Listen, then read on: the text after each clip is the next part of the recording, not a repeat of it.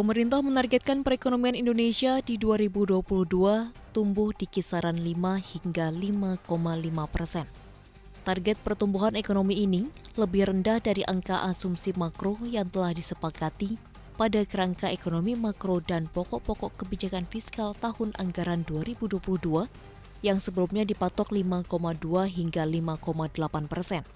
Meski begitu, Presiden Joko Widodo berharap 2022 menjadi momen Indonesia keluar dari bayang-bayang COVID-19, seiring dengan penanganan pandemi yang lebih sistematis dan gencarnya program vaksinasi.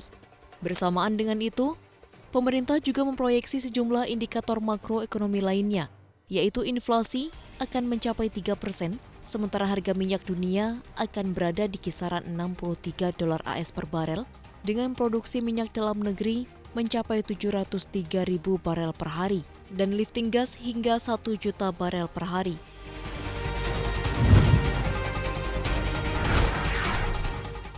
Pemerintah mematok defisit anggaran pendapatan dan belanja negara di tahun depan 4,85% terhadap produk domestik bruto atau setara dengan Rp868 triliun demi mendukung pemulihan ekonomi Indonesia pasca pandemi COVID-19.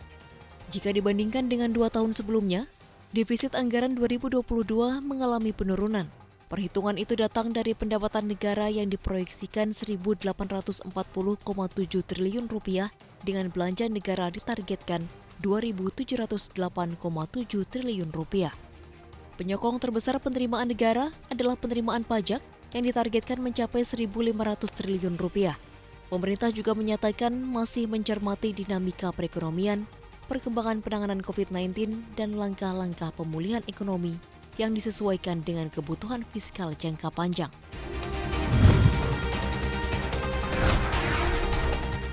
Subsidi energi tahun 2022 diusulkan Rp134 triliun, alias naik 4,3% dibandingkan outlook subsidi energi tahun ini.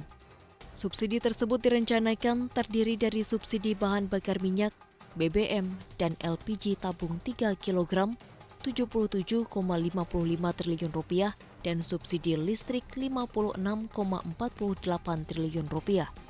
Meskipun subsidi BBM dan LPG ini lebih tinggi dari tahun 2021, namun untuk subsidi listrik justru turun.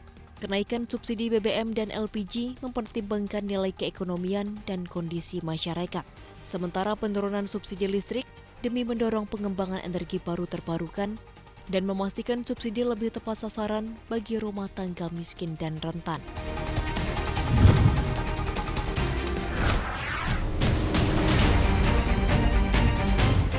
Pertamina berhasil membukukan laba sebesar $183 juta AS atau setara Rp2,6 triliun pada semester 1 2021. Pertamina akhirnya meraih laba setelah sempat merugi $768 juta AS di periode yang sama tahun lalu.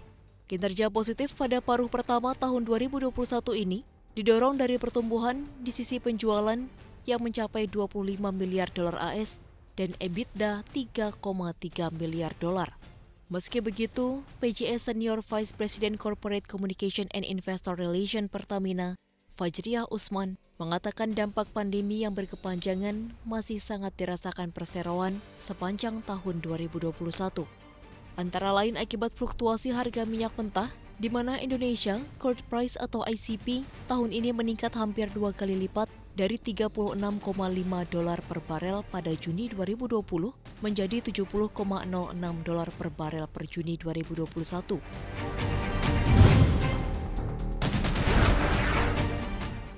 Belanja konsumen di Cina pada bulan Juli melambat.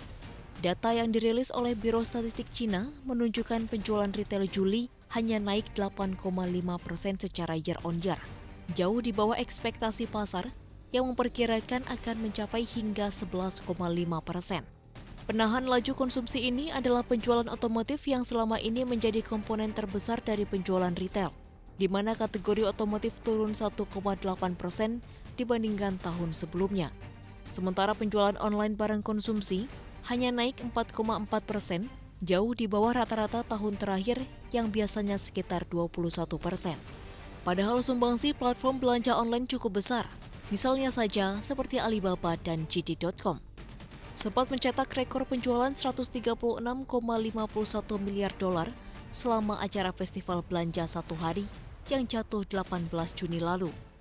Bencana banjir dan kembali meningkatnya kasus COVID-19 di Cina diduga menjadi penyebab kembali lesunya konsumsi rumah tangga di negeri tirai bambu.